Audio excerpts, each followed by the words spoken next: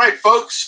Welcome to our show, our Canal Zone reunion, pre-reunion show. I guess we could call it that.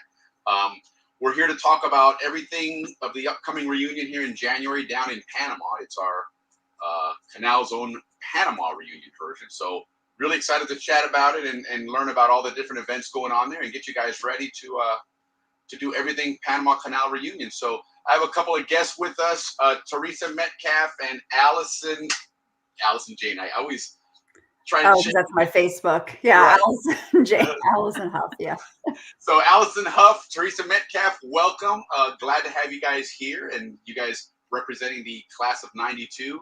Hopefully we'll get some other class representatives on here, but let's go ahead and talk reunion here and talk about what you guys have going on. Let's start with where this all came about, because I know there's a story behind this, where this came from a little trip from a couple of girlfriends to now a big old reunion down in Panama. So welcome, first of all. Thank you. Thanks for having us. Good to be here. Yeah. So we decided we were going to kind of get a couple girlfriends together just for our 50th. You know, we're all turning 50 this year, or some of us who aren't the babies of the class. But the majority of us are turning a $50. So we figured, let's go to Panama. And plus we had our friend Melissa Arroyo was pretty sick, and we wanted to make sure we could go down and spend some time with her. And so as we started just talking to one another and asking who should come, who should be part of this group, it just blew up. And all of a sudden it became a class reunion. And then it just happened. Huh? In typical Zonian fashion.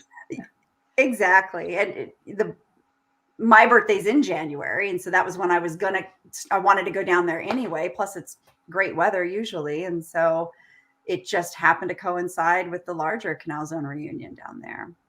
Yeah, and that's something they've been doing for a while here. Alex is supposed to join us, but I think he's having some technical difficulties. Hopefully we'll get him on here eventually. Mm-hmm. But it's been interesting to follow that here on Facebook and see where it's growing and getting more and more attendance on that one. Kind of cool. Some people are asking, well, is it competing with the Canal Society one? And actually, I think it helps enhance it, if nothing else, right? You still keep bringing back Panama and bringing us back to Panama, which is important to not lose touch of that, right? So it's really cool. There are several classes in this reunion. It's my understanding it's you guys, class of '92, class of '84. It's supposed to be here as well. Class of, is it 74 and 69? I believe those are the other classes. I think 89 too. It's 89, that's right. Yes. Yeah, 89 are finer than 89. You heard Alex bragging about that. So yeah, it should be cool. And then you guys specifically heading down there, what kind of events do you guys have planned as far as just for the class of '92 specifically? Teresa, you're kind of our main planner right now. So why don't you go over that? Yeah, so I think we're kicking it off, and we do have some events for the class of '92 that are kind of overlapping with the main reunion. But starting off on Friday, we are doing kind of a dinner and drinks mixer out at the Causeway. That'll be about 5:30 p.m. And then Saturday, we are joining with the rest of the main Canal Zone reunion group for the picture, which I think is now actually at the yacht club with the bridge in the background and not at admin building anymore.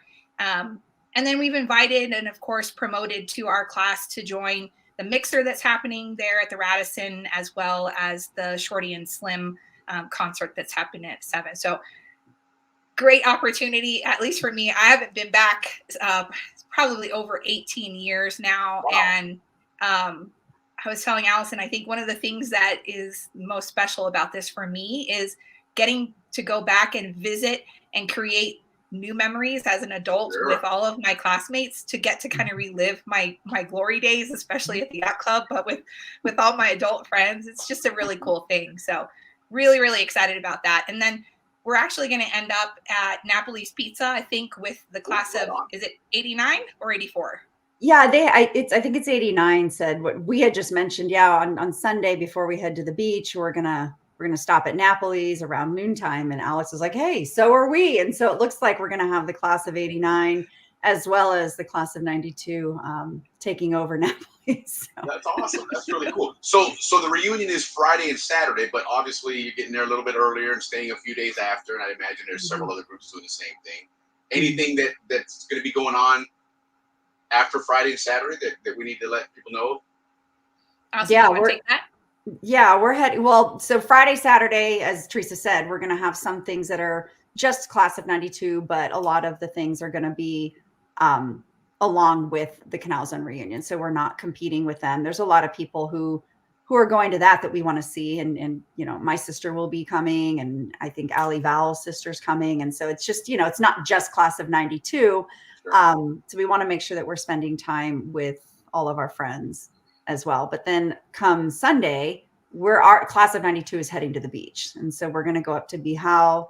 But before that is when we're going to hit Napoli's. And we're just trying to shove as much as we can, because a lot of the people from our class, some of us can stay longer. Some are teachers and have just the weekend plus a day, as many days as they can get a substitute for. So we're trying to include the things that people want to do in the city and then head out to the beach. And so Sunday we'll do the beach. We'll spend a couple days there. I think it's 2 nights there. We'll come back on the 30th. And then on the 31st, we'll have a day trip to the San Blas Islands. So we have all that. Yeah. So the beach trip, where are you guys staying at on the beach? Which beach are you going to? Bihao. So Rio Hato. We'll be out there. Oh, right. Okay. Yeah, we'll be at the Bihao all-inclusive resort out there, and just that's our time to unwind. Teresa said something about reliving our glory days. I don't know about you, but I don't wake up the same when we have our glory days. And so it'll be nice to get out of the city and out of all that those glory days and just kind of relax. Yeah, it's funny how much Panama has grown. That you know, back in the day, Rio Hato, forget about that. You might as well be going to the United States. It's either Coronado, you know, San Carlos, you know, or one of those beaches, but you weren't going out that far, and certainly there were those. Lots of changes. I think that's going to be probably one of the biggest things for a lot of people who haven't been back there in a long time, is how much it's changed. And, you know, a lot of, especially from our class, we have a really good mix. We have people who are from the military, who were down there because of the military, and they're coming down. I mean, our group chat has 93 class of 92 on there, 93 people. And I think our class only had 150, maybe a little bit more. Cool. That's great. Yeah. So even though we're not everybody's able to come, just the connections that we've made together. Of course, you know, and that's one of the things that I love about Facebook is, you know, there's obviously social media has all those ugly things to it, but this is the one cool thing. I've always said that Facebook in particular seems like it was designed for Canal Zone, right? Because it connected a lot of us that knew each other down there, but we didn't hang out. You know, a lot of us were obviously different class years and whatnot, and somehow we all come together here on Facebook. Now, you guys have a Facebook channel for your class, and do you have the WhatsApp group shared on there as well in case anybody else from that class wants to join that hasn't? So you can fill up any spots. We do. We had to batten it down a little because we were getting a lot of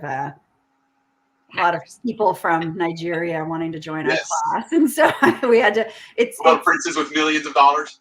I know. I mean, who knows? Maybe a long lost family member. But yeah, so the link is up there, but we have to approve it, and sometimes it's hard if somebody doesn't have their picture up there. So we do ask that if you are trying to get into that link, just at least shoot us some sort of message to let us know so we can. Let you know that it's really you. Not some other Brits. So right on. Well, cool. Keep promoting that, and we're more than happy to help promote it on the SCN Canal Zone channel as well to keep building those groups, because I think these are awesome. You know, we're reaching a point where a lot of certainly our parents and our families and those that raised us in the Canal Zone are starting to, you know, cross that bridge, and so we want to start sharing a lot of those stories here and get more and more people involved in different reunions and different activities. So it's awesome that you guys are doing that. Now, you also, part of this, you mentioned, you know, one of your friends, one of your classmates that was sick, and that's kind of how this all started, and the fundraising and all that. And so I wanted to give you guys a chance to talk about that as well, because I know that you're doing something really big there to help promote that. So tell us about this fundraiser for Melissa. Do you want to take it, Teresa? No, go ahead. Okay. Well, Melissa Arroyo is class of 92, and she remained in Panama. She lived down there. She has 4 beautiful boys, and she unfortunately passed away in November, quite recently. And she had cancer, and there was a time where it was looking pretty good, and then it just came back and hit pretty hard. And so our original goal, like I had mentioned before, was for us to spend some time with her in January as a class. It, started with the birthday, and then it's like, well, hey, let's just bring the class down there, spend time with her, and and those who still live down there. And unfortunately, that is not, we'll be spending time with her in spirit. And what we wanted to do, Melissa was an amazing artist and conservationist, and so she did a lot with the community. She did a lot for nature. And so we wanted to honor her in that way. And prior to her passing, we had started working with a school in the San Blas Islands, the Corbisky School, and we were raising funds for that. And, instead of trying to do 2 different fundraisers, we decided that we talked to Elias Perez, as the principal of the Corbisky School, and we talked to him and told him about Melissa, and he was on board 100%. And so we are trying to raise funds that will go to the school, but in honor of Melissa. And we're still working on what that's going to look like. We want to do a plaque and have something really nice. And so part of these funds will be used to purchase something that will represent Melissa at that school. And then the rest of the funds will go directly to the school. That's awesome. That's awesome. And there's a QR code on the screen if you guys can scan that. At the end of the show, we'll put in the chat a link as well, so if anybody wants to fill out a form there and pledge to donate to this, because it's a great cause. Yeah, and we accept. Teresa can probably talk a little bit more about it because she and Ryan Underwood are both handling the money. Do you want to talk about how they can pay and what that QR code takes them to? Yeah, the QR code takes you to a Google form, which is just collecting some basic information in your initial pledge. And then also asks what your preferred method of donation would be. So we have the opportunity to collect through Cash App, Venmo, PayPal. What's the one in Panama? There's Yappy, there's Zelle as well. Yeah. Zelle. Yeah. So really the form is just to collect some initial information, and then the entire planning committee team will kind of divide that up and reach out to the people that have contacted us with pledge to go ahead and collect that money so that we're able to not only purchase the plaque, but then ensure that we have those funds available for while we're there. Being able to present them in person is a really cool opportunity as well. Being able to see the plaque placed, all of that, I think is just really, really meaningful in honoring Melissa and her spirit of bringing the arts, especially to the San Blas. I think furthering that in the culture is just phenomenal. Yeah, and you see on the chat there that Ali Val posted on here at Tropical Vita Art Lab. Hope I didn't mispronounce that on Instagram. She's got some gorgeous work on there, so very cool. A couple other chats have chummed in here. Andrea Brandenburg, hello. I'm class of 94. Welcome. Glad to have you on here. A couple other people. There's Ryan Underwood is on there. So, yeah, great cause, guys. Listen, we're in the holiday season. It's time to give. And this is a great opportunity to give and really continue to give, because this is one of those things that's going to grow and help us leave a legacy, right? We got a wonderful life out of Panama. We got to give something back to Panama as well. Yeah. So we have that opportunity, and now we're a little bit older. We have some money in our pockets now, so let's give some of that back. So very cool. So talking about the zone, right? We talk about these reunions and everything, and again, one of the ideas behind some of these shows then is to just talk about what life was like in the zone, right? I was class of 86. You guys are class of 92, so we're a bit spread apart there. But what is one of your biggest memories of the Canal Zone? When you think the Canal Zone, what is the one thing that sticks out? I know that's a tough question. There's probably a million memories. But if you had to say one, your favorite memory of all, which one is it? I would have to say, I mean, how do you just pick one? But something that your high school memory, then your well, senior something year, that comes your memory.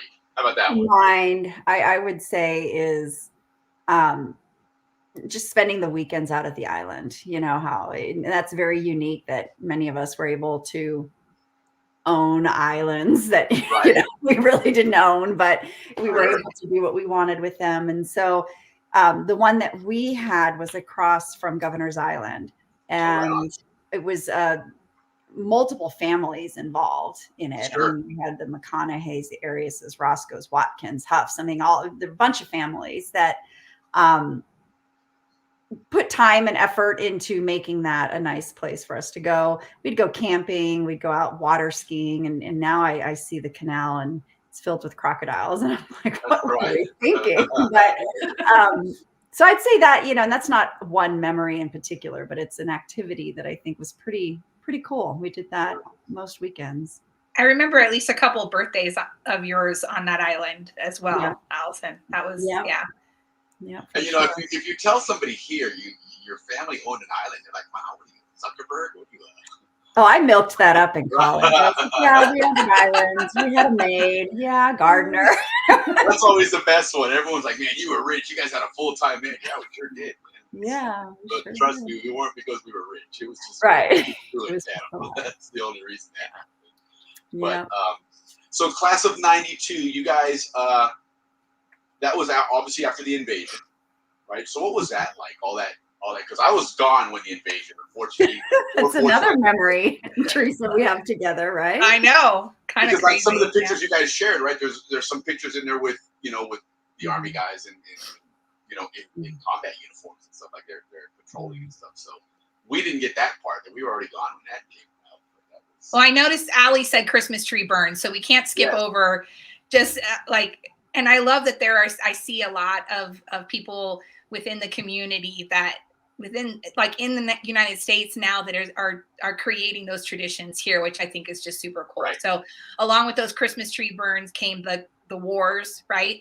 Which groups within the community had the most Christmas trees, and Gamboa for us, that was a huge thing in Gamboa. It really divided our community for a period of time. Like, the fishbowls. you thought you had friends until you did. Remember, you stay up at night guarding them. At school, but you stay up and guard them because you wonder who the hell got out at 2:00 in the morning on the school night to steal trees, but they did. Yeah. It was amazing. That's right. That was I've actually forgotten about that. That's funny. Yes, that was, and that was it was very, very territorial, man. Each town site, the La Boca tree burn, the Balboa one, the Diablo one. That was so. Yeah. Now, where did you guys grew up in where, in Los Rios? Well, Teresa was Gamboa, and I was the first part Diablo until. So I did basically all of elementary school. I think 5th grade, I moved over to Los Rios. So I finished up my last year of elementary, and then stayed there until I left, which was early 20s. Yeah, we did. We were in Balboa first, right next to the elementary school. We were the last house on Barnaby Street, right in front of the elementary school on the left side. Okay. And from there, Amador Road, stayed in that area for a while, in Los Rios, right in high school. Yeah, I think we were on the same street in Los Rios. I believe so. Yes. Boquerón. Yes, we had. Yes, Henning Spilling was right next to us. That's right. That's right. We had the high school for me. I was in Los Rios, and I was just up by the water tower hill. That's right on. Right by the water tower. And who was it? It was the Normans, right? Wasn't it Jeff Norman that was right there? I think. Okay. Yeah, Jeff actually helps me a lot with these shows on the background as a producer. But he was running late today. He sent me a message. He unfortunately couldn't make it. He wasn't feeling well. So. But I spent 3 days. Wasn't it 3 days, Allison? During Just Cause?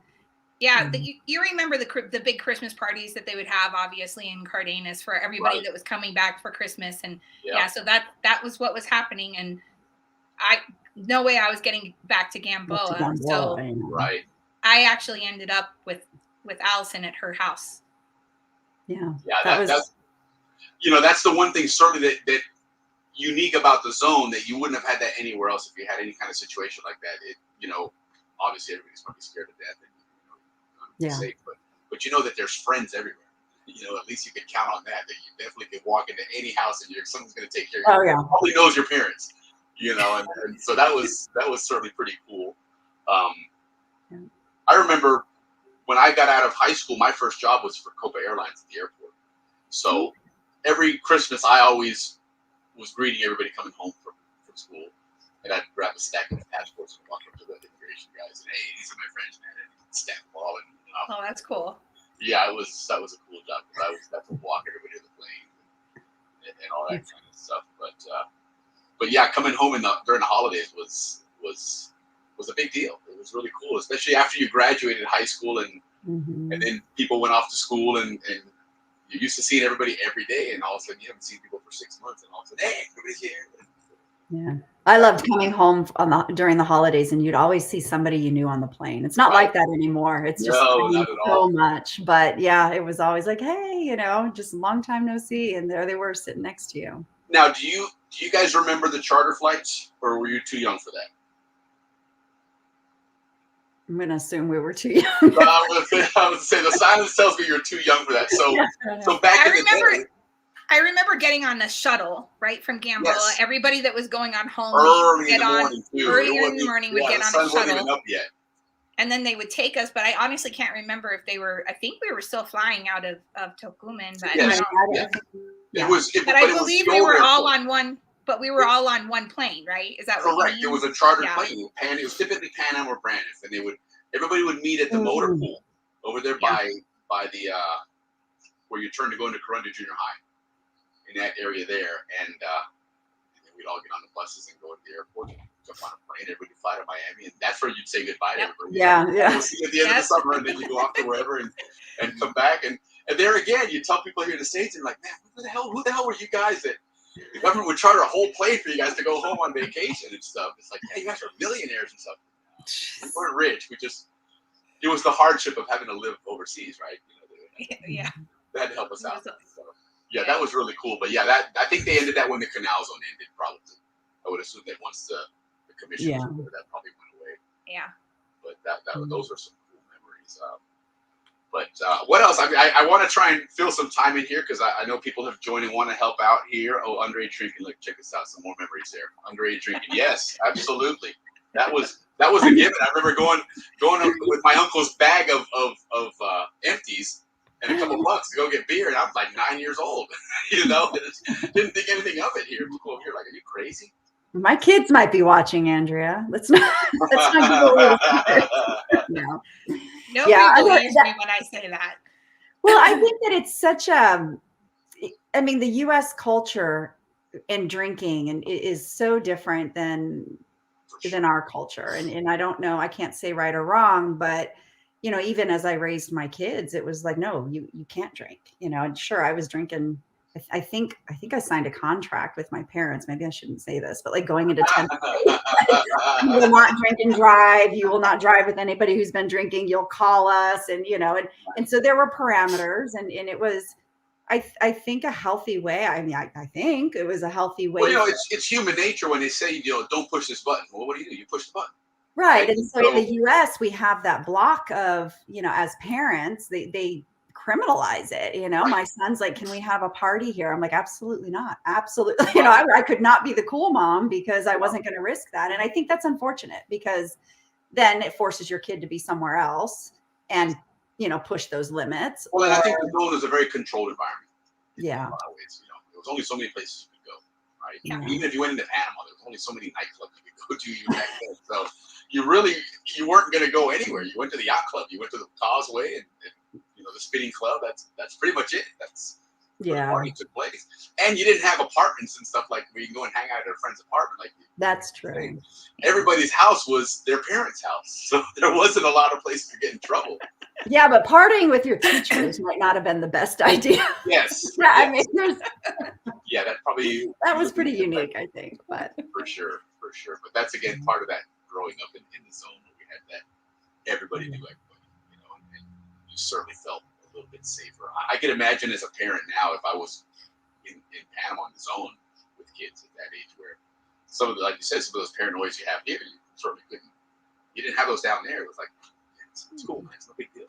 But it goes back, I think, to what you said, the community, the sense of community. Yes. You know, I mean, there's times I would come home and my mom's like, I already know what you were doing. You know, there was no getting around that. Like, it's just, you knew there was enough eyes on you, enough people, and the relationships. And Teresa and I were talking about this the other day, just the friendships that we developed and how they're just so unique to even to my own kids' childhood friends. It's not, you know, it's not that the friendships themselves are any deeper or whatnot. It's just, I don't know if it's what we've gone through together. I don't know if it's because, you know, kinder and on, but it's almost like I hate to say sibling, but there's just like, you just know each other and you know everything about each other. And so I think that also is just a very safe environment. Yeah. And you look even back at like the Rams football games, those stadiums were packed, man.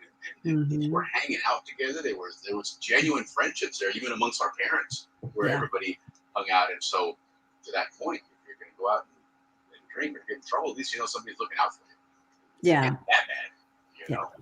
And then again, you got a bucks on you, really can't get you in trouble anyway, because the cops will always take $1. That's the one thing I've always said. I'm kind of glad we grew up. $1. It wasn't the Canal. You paid $1? Listen, I have given change to those cops. I've given a cop $10 and said, I need some change, man. Sorry, that's not going to happen. We used to tape a $10 bill on the back of the license. Right. Yeah. So I was going to work one time in Panama City, and a guy was crossing the street, and I thought he was going to stop me. And I hit him, and he went over the top of the car. Jesus Christ, I thought I killed him. Broke his legs. And at the time, we had an old Dodge Dart that I had wrecked it one time before, so we ended up cutting the whole back of it out. So it was like a pseudo El Camino. So we laid him in the back of that and took him to the hospital. And I go call my dad. I said, Dad, I got an accident. I hit this guy. He goes, you kill him? No, he's alive. He goes, how much money you got? $20. Is that going to be enough? I go, yeah, I expect change, man. I don't want to give a cop $20, man. Oh my God. And I did. A cop came out. Of course, like, oh, well, it looks like it's going to be your fault and all this. And I'm like, man, wow. And he goes, all right, well, that'll be good. I was like, I get some of that back. He goes, just looks at me. I was like, hey, that's it. And off I went. Went back, called, hey, we're good, Dad. I'm going to work now. We'll see you. You know, so then the first time I'm driving here, I'm going, me and David Walker, we're driving from Tallahassee to Jacksonville. And I'm driving. And next thing you know, there's a state trooper coming the other way. And next thing you know, he puts his brake lights on. He turns in the median. Shit. How much money you got? He's like, dude, you can't do that. Do that here. Really? Yeah. You could go to jail for that. So yeah. You know, so that was my first culture shock of, okay, dude, you are now living in the United States of America. It is not Panama. No My culture shock was a Panama Canal reunion. I was with Monica Higginbotham, and we were 18, and we were by the pool, rum and coke, and a cop came up and got us for underage drinking. Isn't that amazing? I was so mad, and I lied. My parents, I hope they're not watching. I mean, they were there because they were so pissed off. They were so mad. But I lied because the cop was like, you know, how old are you? And I was like, I'm 19. My mom's like, oh my gosh, like you lie. If you're gonna lie right. That's great. I mean, I don't remember which hotel it was, but they were ready for us. So there was a substation down the street, and so we got taken down to the substation. Yes, I had my little mug shot, and it's just. Oh my God, Allison! It was, well, you know, I didn't realize this, but those reunions have been going around for many years. You know, like you said earlier, we thought we were the center of the world. And, having reunions for us, like, no, dude, they've been having those reunions for a long time, way before you were anything in the zone. Yeah. And so yeah, they were definitely ready for us. Yeah. Anytime you're in Tampa, I miss when they were in Tampa. Yeah. Well, I think that class of '88, Jason Gregg, and I think that they. I think it was hard to find hotels after a while. Yes. There was one hotel. I think the last time they did it in Tampa, somebody went running around down the hallways with the fire extinguisher, letting them off over there. And they had the fire department come in and evacuate everybody out of that hotel at 1 o'clock in the morning. And so, oh no. Yeah, they were digging the zone. Yeah. Orlando said, we'll take them. So that's what they're seeing. Yeah. My culture shock was having to take the driving test 3 times to pass it in the US. Right? Because I was like, what do you mean? Like, I can't. Right. I can't roll. Like this. Yellow means go faster through the intersection. Exactly. Red is maybe a suggestion to stop. Yeah, maybe it wasn't a good idea to blow the horn when the light was yellow at the car. Oh my gosh, yeah, the horn. I still use the horn, and my kids are like, we don't do that here. I'm like, right, and they get all embarrassed. Yeah. Not me. No, it's so true. It really is, and that really was, there was a lot of that culture shock. We really did grow up. It wasn't a sense of entitlement. It's just that's the way we were raised. Right? Yeah. It's Latin America. It's laid back, and especially if you had parents that maybe were raised down here in the zone, then they're really laid back. They weren't the ones that had to adjust to a different culture. They were born and raised into that themselves, and so it was. I find that a lot of those guys have ended up having to go back to town. But it's a challenge, I think, when you don't quite now, especially it's like you don't quite fit in anywhere. You're not. Panama has changed so much. It's not, it's maybe where our heart is, but if you didn't stay down there and grow with Panama and you just try to go back there, it's very different. And then in the US, there's still, I've been here obviously a long time. I did a lot of traveling before I got here. So I actually got to the US in 2004, but it's just a lot of challenges and just trying to fit in and acculturate yourself to. And you're absolutely right. It really is. We have, it's almost that we don't have a home. Yeah. Because we've assimilated as Americans, obviously, but we still consider ourselves different. Yeah, I mean, if you've moved around, I moved around. So what state do I belong to? Correct.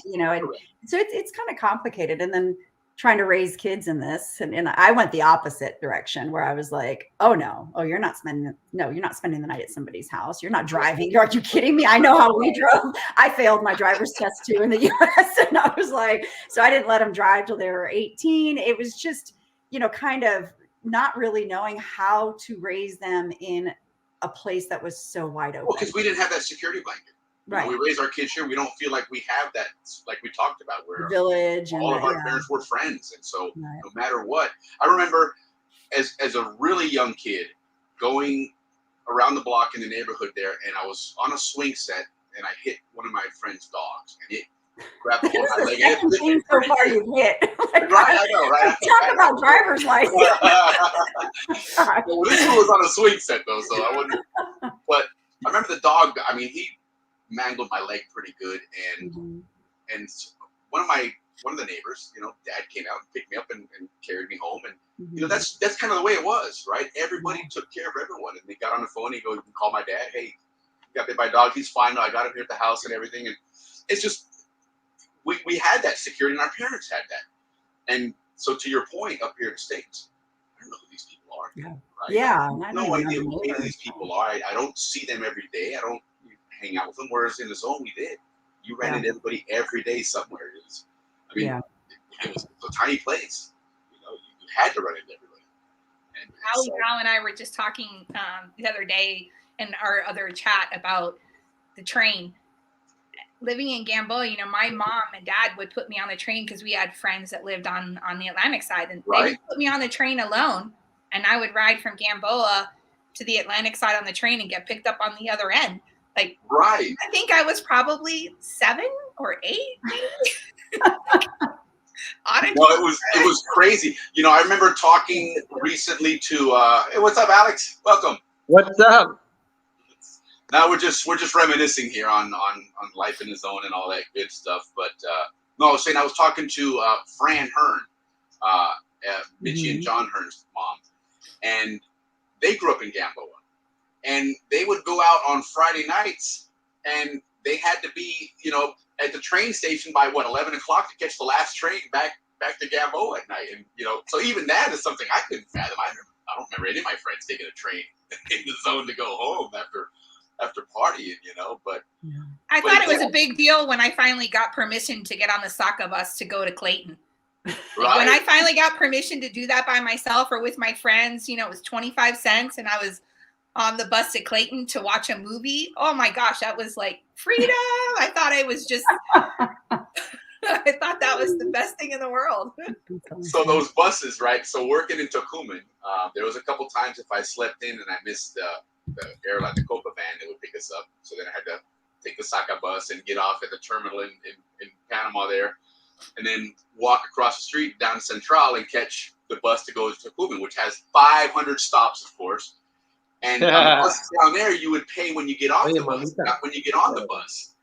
And I remember one time I didn't have any money on me. I got on the bus, man, and all of a sudden I'd get all the way over there, and the guy like 10 cents, 15 cents, whatever I had in my pocket. And he's like, dude, you got on in Central, in Spanish, he's telling me, you got on back here, you owe me this much. I'm thinking, how the hell did this guy know with all these people coming on and off the bus? I'm like, hey, no tengo más plata. Pero avísame, loco, no te hagas esa vaina. I was like, all right, sorry, man, my bad. I mean, what is he going to do at that point? Just keep you on the bus? I know. Bring you back to where you started? It was hilarious, you know, but those are those great buses with all the cool music and apparently all their conquests written on the windows. You know, all the ladies they had on their buses. But that was a cool experience. That and the Chiva buses, of course. Of course, yeah. Diablo Rojos. Yes, yes. Which, speaking of Chiva buses, there is and Alex, there he is back on the screen here. So as far as what you guys have going on, that, if I'm not mistaken, Alex, isn't there a Chiva bus? Yeah, there it is. It's a Chiva Parandera, then going out on the 26th, which is going to cruise around the Balboa and all the tours and everything. So Alex, welcome to the show. A little atrasado como typical Zonian, pero welcome. Glad to have you. So talk to us about the reunion. We've been filling space here now, so now we get to have you to help out and fill in some. Well, thank you. I'm sorry I'm late. It's the daylight saving time here. I got sidetracked. There you go. Okay. You don't have daylight savings time in Panama. Come on now. Right here they do. Right here around my house, there's a little daylight savings time. It's called Zonian time. What's up, man? What's up? Hey, good to see you. I got my class of '89 shirt on right here. Right on, represent. Nice. Yes. I know you guys maybe were talking about 92 and 86 and all that, but I brought my 89 to town here. You gotta represent.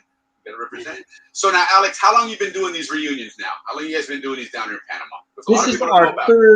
This is our third reunion.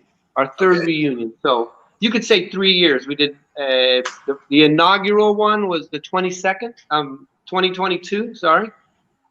And then we did one last year, and last year we switched it to dry season because Panama is really beautiful in the dry season, and people want to come more at that time. And so this is our second one in dry season. Okay. And how did you guys get started on it? What made you decide to have a reunion down there?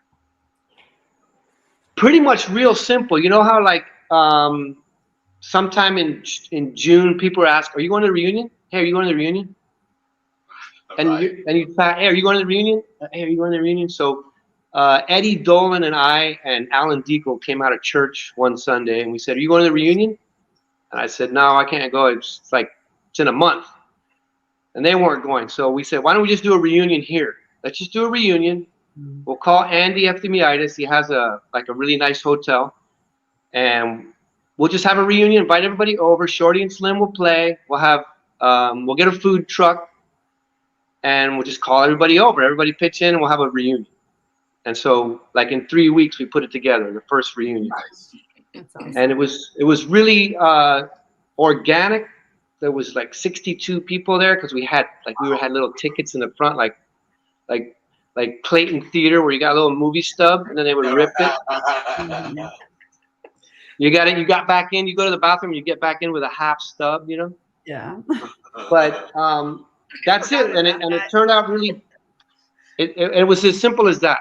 And it turned out really nice. A lot of people said some nice things. And when we planned it, we knew we got to do this forever. Once you do one, guys, you have to do it forever. Yes. You can't stop.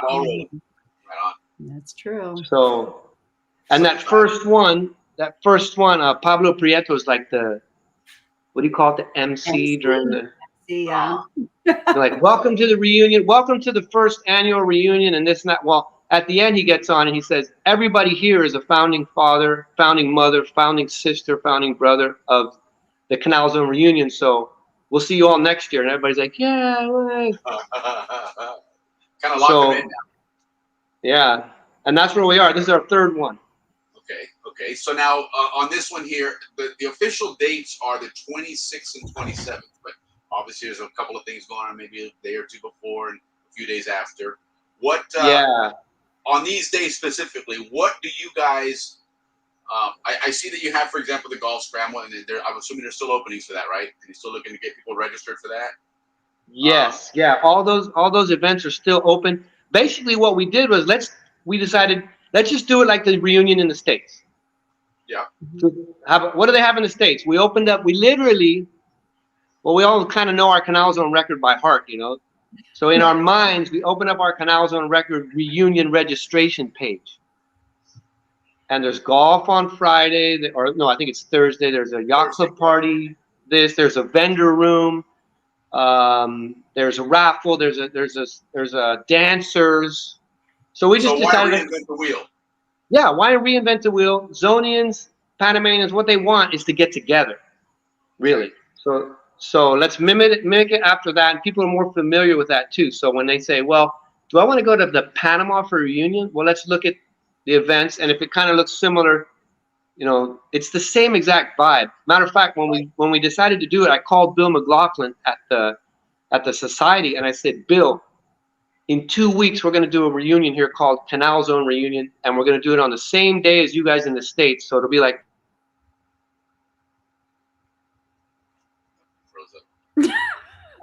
That was like it's a great image, though. That's a great place to freeze. That's my worst nightmare, by the way. I know. Freeze with my mouth wide open. Open, yeah. Funny. Never fails. No, that's good. And again, why reinvent the wheel? Do it the same way they do it there.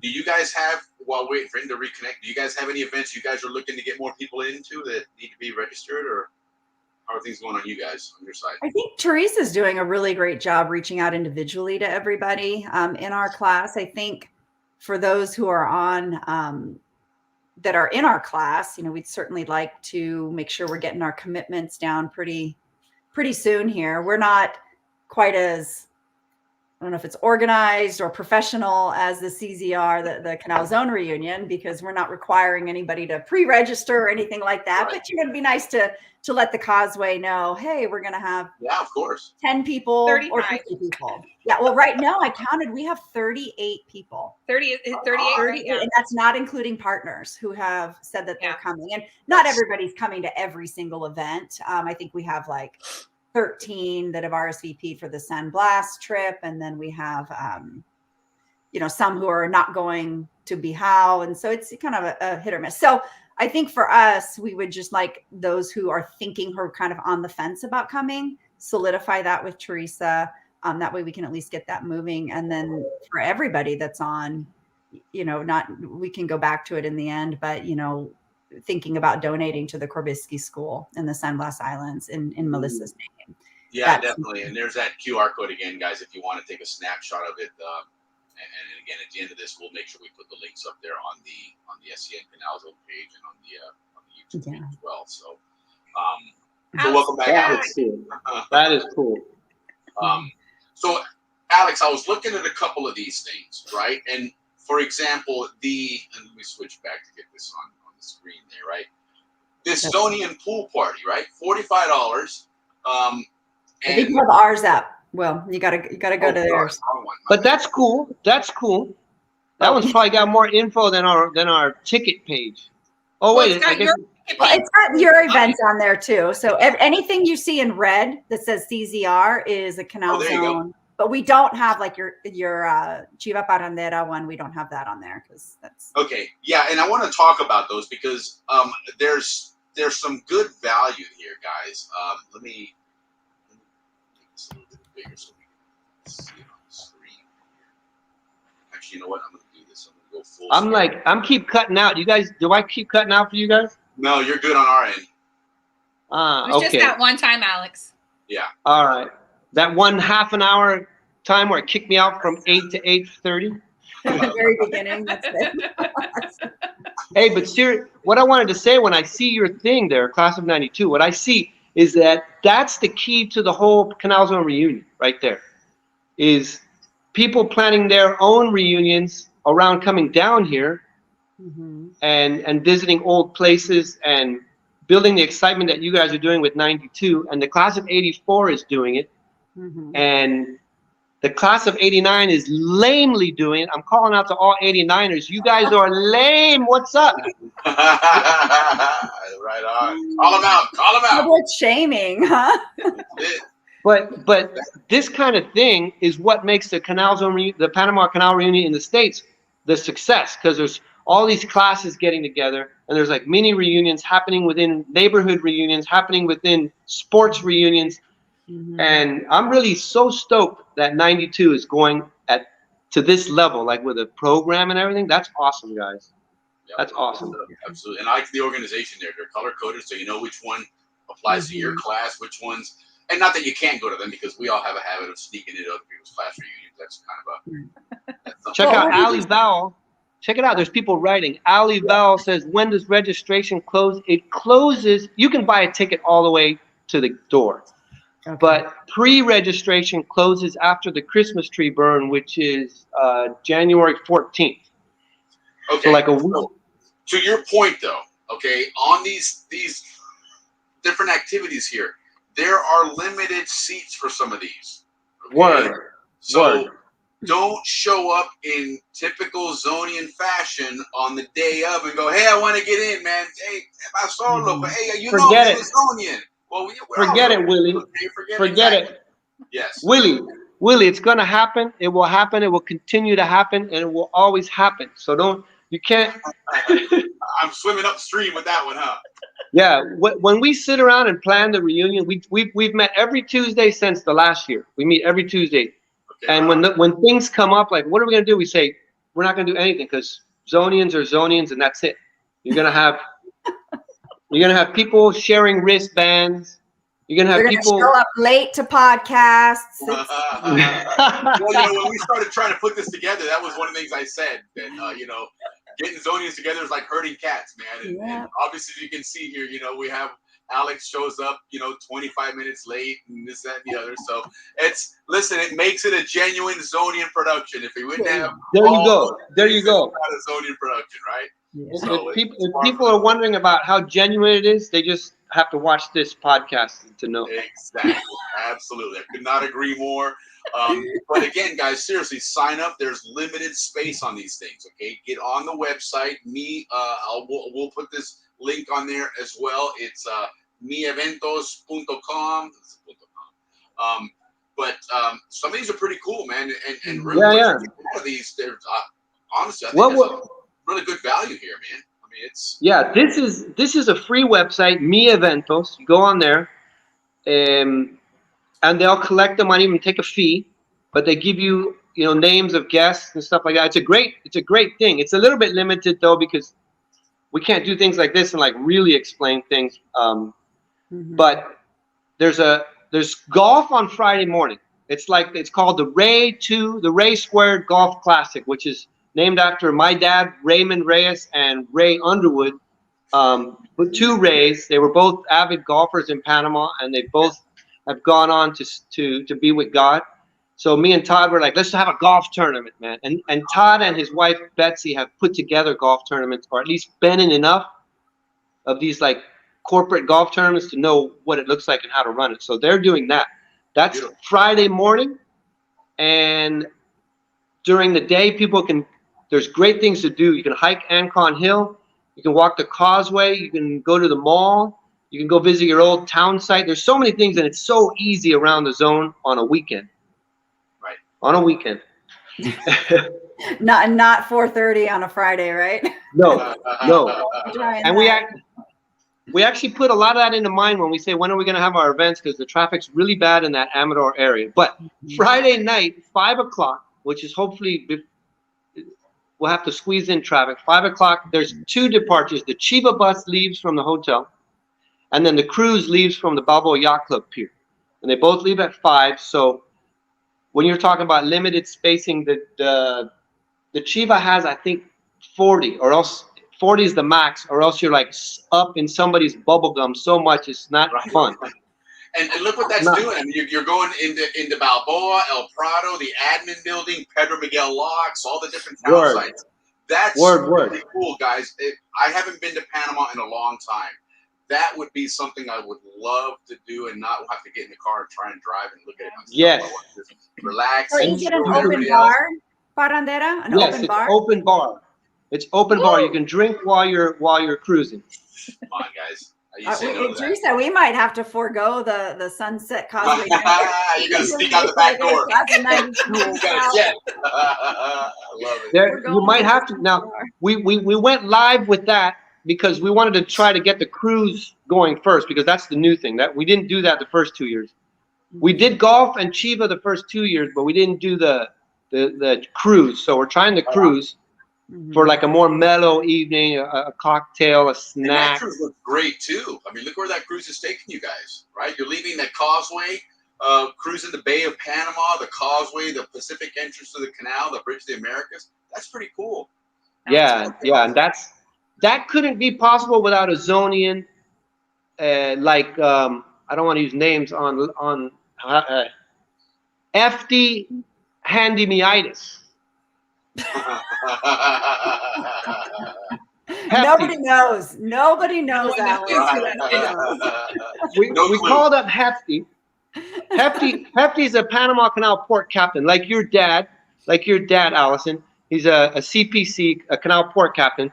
So he's like, guys, we get on at the yacht club, we go straight up to the bridge and just go through like the turning basin for Port of Balboa, Port of Rodman, and come back under the bridge again. There's nothing, if you've ever gone to like fishing out of Diablo or anything and you go under the bridge, I don't care how many times you've gone under the bridge, it's like, it's a beautiful, massive steel. It's like aliens built that. It's massive. That's like our pyramids. It's always going to be part of our visual of the zone. There you go. When you go to La Boca, when you go to Panama Canal College, La Boca, and you stand in the field and go, holy freaking A, there's a bridge right in the field. Yeah, those massive concrete columns right there, man. I mean, that thing was humongous. So that's Alex, the bridge is going to be in the picture, though, right? In the group photos, it's no longer at the admin. It's right. That's going to make for an iconic picture. Let me tell you, man. For the first time I read about that, I thought, wow, that is a really, really cool picture. Because that bridge represents the canal zone. Certainly the Pacific side of the canal zone, like nothing else does. Other than but we're not here to talk about the Atlantic side anyway. Right, exactly. Hey, the other side. Believe me, I'll have a disclaimer there. We invited several Atlantic siders to be on the board, on the committee. It's not even a board; it's a committee. Right. And we got turned down. I mean, they were like, "Well, I got stuff going on to do." So I don't want to use any names, but we try to think of Atlantic siders when we're planning stuff. We try to think of Atlantic siders, and but we would really love an Atlantic sider to step up and be on the board for next year. There you have it, Atlantic side. Step up, guys. Come on. This is it. The canal zone was not just the Pacific, even though we ruled. But we even thought about a bus tour to the locks on that side, so that people could at least drive down the Trans-Isthmian Highway and go to the locks over there. Because the viewing center over there, Agua Clara, is very beautiful. What is it called? Is it Agua Clara? Shoot, I can't remember the name of the new locks, loco. Help me out, Teresa. Don't look at me. That's the wrong person. Throw in the chat. You know the answer. Agua Clara. Agua Clara is the new one in Atlantic side. And Cocally, I should know that. Cocally is the Pacific side locks. Cocally locks. Yeah. Okay. Yes, that's right. I did read that, the Cocally ones. Because it's only 2 sets, right? There's only 2 sets, yeah. Okay. So anyway, where did we get off track, man? Yeah, no, we started talking about the Atlantic side to step up. Get involved in this. So next year's the 2025 Canal Zone Reunion will have a lot of participation from the Atlantic side. We need some Atlantic siders. Yeah. So, but the cruise goes up to the bridge, turns back around, and then it comes back out the causeway, maybe on the anchorage we're not going to be able to get to Toboga because there's not enough time, but we'll come through. The idea of the cruise was, remember those junior high school boat cruises? Right. Where they would just go around the bay, like by the fisherman's thing, and they go by Paitilla, and they turn around and come back. Yeah. I don't think we had those. Yeah, they must have. You guys done were it. special. We're young. I think our class was like one of the last ones to have it. It was the Isla Morada and the Fantasia del Mar, and all the junior high kids would go. Del Mar, but that I don't remember doing that as a school activity. Was it a? It was a school chaperone thing with a DJ, and it was fun. Ali says we did. I don't remember that. I don't know. Maybe turning $50 this year is affecting my memory. I don't know. If we had it, I never went. I just don't remember going. Yeah. I think you guys were too cool. For it. For sure. Well, I mean, if there's anything, we were too cool for it. And so, but you mentioned, Allison, the picture at the admin. We realized that it was too much logistics to get, I don't know, 100 people to the admin at midday on a blistery Saturday morning. Yeah. You know, so what we decided to do was a lot for exercise too. So it would be displacing people. There'd be some random photo bombers in there for sure. Right. And people won't get to participate, or they're going to have to get an Uber there. It was too hard. So what we're going to do is the people are going to line up on the pier, the Balboa Yacht Club pier, and then with a drone we'll fly over. And then take stills from that, but like a 6K drone or a 4K drone, and get different shots. And I could just picture it like it going down the dock and everybody just waving. No, that's awesome. That is awesome. That's really, really cool. Yeah, so that's like I said, you can't ask for a more iconic backdrop for the zone than that Bridge of the Americas. Yeah, it's beauty. For sure. And it's right there, right? Because it's right. The Radisson is right there. So yep, it's right there. Walk into the picture. You don't have to, like you said, you don't have to worry about logistics wise. So, but there's still room, guys. Get. It's the 26th of January, so you're still over a month away.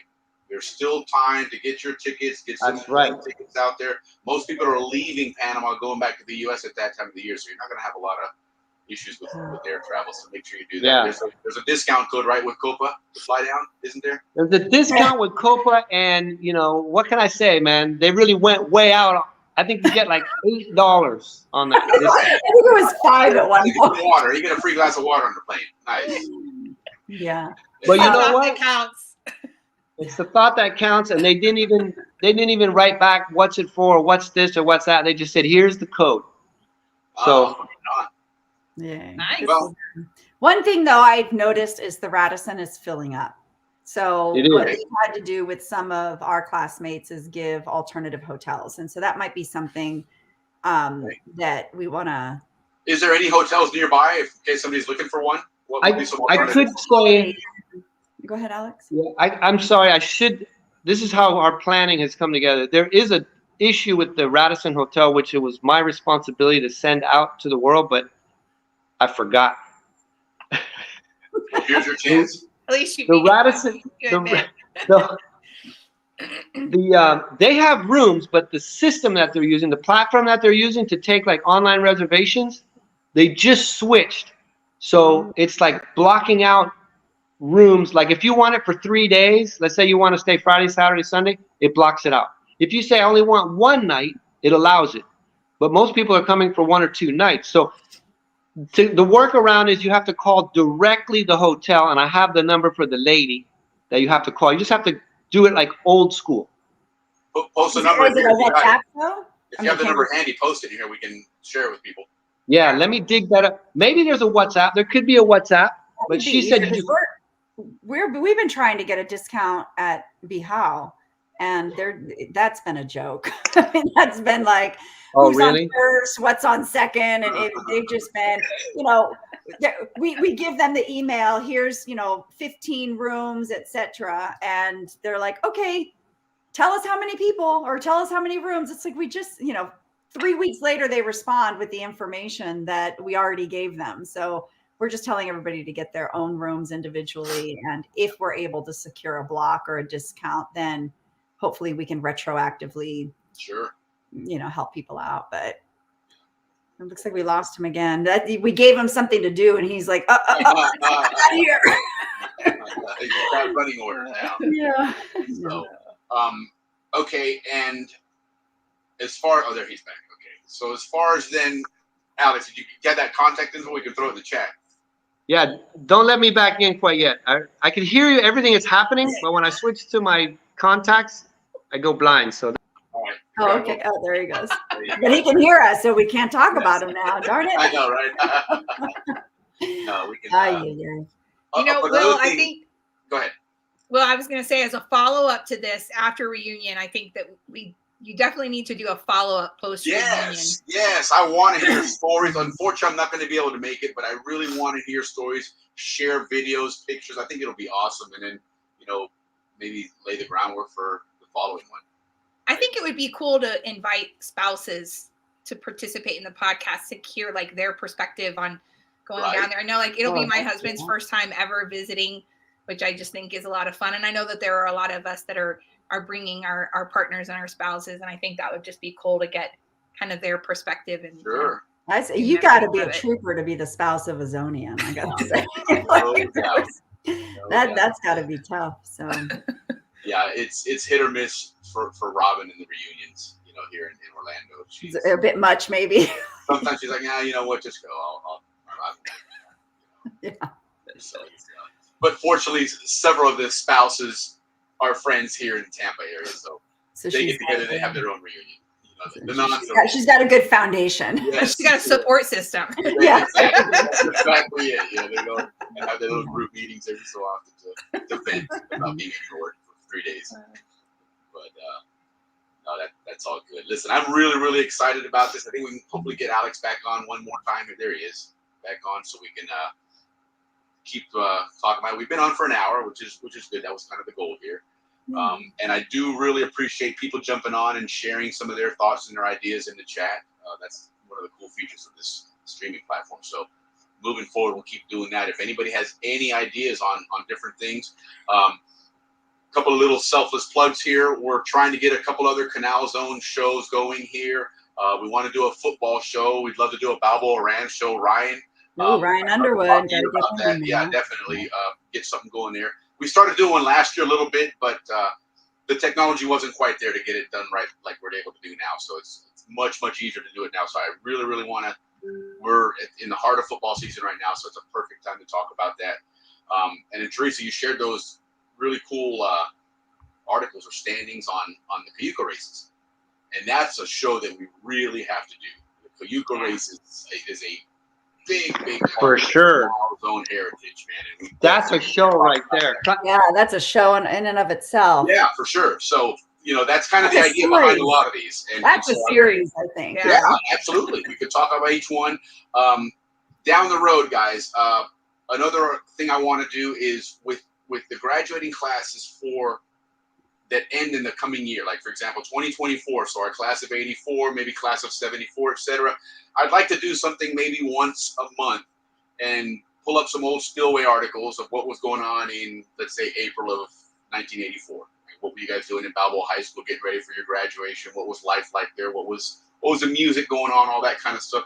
Again, let's just relive these memories. I had a lot of fun here talking to you guys about obviously the reunion, but then it never fails when Zonians get together. Hey, you remember this? And remember how we did that? And so that's the part that we're not capturing anywhere, right? No websites, no articles, none of that has that. It's just when we get together and chit chat. Yeah. We can do that here. We can record these, and who knows, down the road, maybe one of our grandkids is doing a school report, and with the technology, then they're going to pull up videos of their grandparents talking about growing up in a foreign country and all that cool stuff. So I love what's interesting. Hey, Willie. Oh, go ahead. Willie, you got it, man. I'll watch all your shows, bro. If you start putting stuff out like that, it's like Peter Tosh said, legalize it and I will advertise it. Yes, man. I think I love it. I think people would watch and see what's going on with the Canal Zone. I think they would watch. You can see as they were doing here, right? They can participate and go into the chat and throw in their memories. If we start talking Cayuga race, for example, everyone's going to, God, I remember that one time for practice when this happened. You remember when that happened? And Will, is there a way that people, like if there were some sort of series or podcast on like the Cayuga race or the Rams, that people can dump pictures into the chat? Absolutely. Really cool I've set up a Google Drive for that, and I'll just give anybody access as we start advertising for the shows that we're developing. I'll put it out there, and anybody wants to, and if somebody wants to join like you guys have done here, I would love to have other people come on and tell us their stories and what they did. So yeah, I'm excited at the possibilities here. We got a lot of really cool things to share, and we have to share them. We got to record these and save them. Yeah. Well, you've got three right here that were Gamboa Cayuga race. Yeah. Right on. And there's a lot of Gamboa stories there, you know. You know what you just did, we could probably do like another hour what Teresa just did. Yeah. Easy. Yeah. We could do these all the time. It would be really cool. And you get doing with the graduating classes, you get like you're doing here. A bunch of your classmates are going to chime in. They're going to talk about, you know, what happened during school that you know, the first day of school. Remember the first day of school our senior year? What was that like? And all that cool stuff. Just give Alex the time 30 minutes early. Yes, of course. We got to take in Zonium punctuality is actually, that's an oxymoron, isn't it? Zonium and punctuality don't work together. Yeah. Hey, you know what? Speaking of Cayuga race, when you guys started putting pictures up there, and I started looking through like the pictures from when I paddled, I realized why I didn't get much done. Like my senior high school year and like my 13th grade at Panama Canal College, because some of the bathing suits that these girls were wearing, especially you two, should not have been. Where were your parents? Where were your parents? I was just gonna say, blame my parents, because if I would not let my parents out. That was all about sponsorship. You remember, we would go to the bathing suit stores in Panama, and they would give us the bathing suit. It was the smaller the better. I mean, and even I remember going out to Patatus or Rock Cafe and like those body dresses and things. I'm like, what were we thinking? I don't think I had seen the girl's hip bones before I saw those bathing suits. I've never seen a girl's hip bones in my life. It's not something from back then. I've gone shopping with my daughter, and you hold up the shorts, and the crotch is down here, the pockets are up here, and I'm like, it's backwards. Yeah, you're like, oh hell no. Yeah, exactly. That was hard, you know. But I'm 19. I don't care. Yeah, I don't care. You're still not wearing that shit. Yeah, but we also for school wore bathing suits underneath. You know, this was the girls' outfit, right? At least it was for my senior year. The big T-shirt with the boys' boxer shorts and the bathing suit underneath, so that as soon as you were done. As soon as you were finished, you were out the door. You were at the beach. You were at the causeway. I wasn't allowed to wear shorts to school. My parents were so strict. I hope they're not watching. Going back to the reunion. Yeah, but I just saw in my brain Christine Fox, Amy Vowell, and Colleen Ellis walking down the hallway like on a Friday after school. Boxer shorts, big T-shirts. Yeah, with the bathing suit underneath, because you couldn't waste any time. You had to get out there. Yeah, unless somebody called you to skip and it's with a causeway. Oh I will never forget. I think it was going into 11th grade this summer. You know, we had our post office box at Albrook. Summer's hit, and I am like ready to rock and roll. And my mom, I'm sitting in the car, and she goes into the post office, checks the mail, and I know her walk. And when she was walking back, she was pissed. She had a stack of letters. That attendance office at Balboa High School sent all of my letters home, and none of them my parents signed. Rudy Waller was a lefty, and my dad's a lefty, so I would always stop him in the hallway. Man, Rudy Sapo. That's it. They were smart, man. They're like, you can skip all you want, but mama's gonna know. So that was not a fun summer. With me, mom wouldn't want to write the notes. So she's like, "Dame firmate." And your mom, and I'll take care of writing it afterwards. So I was like, "Right on, man. I'll take care of that later." But in all honesty, I love to go and socialize in school. So I think I skipped school probably 3 times my entire high school time. Honest to God. I would prefer to go and hang out and party and have a good time at school, but I had a great time. Didn't study worth a damn. Sat in the shop parking lot. Like, that was the other thing. So we had our junior and senior year, we had auto shop 11th, 5th and 6th period. Yeah. And Auto shop, obviously, not trying to get anybody in trouble or anything, but you know what? Auto shop was there for the car geeks to go, and they would work on people's cars and make money for whomever. Yeah, I took The auto rest of us shop were there just to hang out, and we all of a sudden, hey, we need a case of oil. Well, guess what? We'll go get it. And all of a sudden, 5 people jump in a car to go to La Boca gas station to get oil for the auto shop. So, at the end of the school year, final exam, okay, I want you to write me a paragraph of what you learned in class this year. I said, I learned how to sweep the shop at the end of class. I got an A. He's like, you're honest. That's what I learned. That's what I got an A for. But that class was not to learn a damn thing. And those guys, if you were a car nut, that's where you worked. The rest of us, that was party time, man. But you know what? They had real cars in there and real tools, and they taught real skills. They taught real skills in that and in those shop classes. Mr. Willoughby taught me how to build like a wood cabinet. You know, I was like, damn. Yeah. I remember in Corundu, Mr. Weed in the wood shop class. That was a cool class. You did learn stuff there. You know. Did anybody take Mr. Dean home ec? Yeah. That class was. He had no hope for me. He's like, Huff, you stay out of the kitchen. Mr. Dean, man. My Mr. Dean stories. We had him for wood shop in Corundu Junior High, and we come in and his briefcase is nailed to the wall. Oh, no. Somebody took those big nails. I hope Darren Dean's not watching. I can't. Those big ass 5-inch nails and nailed his briefcase through the outside, not through the handle. What? Oh through that. gosh! He was so pissed. Who was the physical education teacher at Corundu? There's a lot of them. I had Mrs. I had Miss Ruff. Moffat, Hauser. Miss Ruff. No, not PE. Hauser, yeah. Not PE. Physical education. It was like a pre-physics class. Oh, physics? It was like pre-physics in 9th grade in Corundu. God, I forget his name. Oh my God, I can't remember. That was for the smart people. I stayed away from that hallway.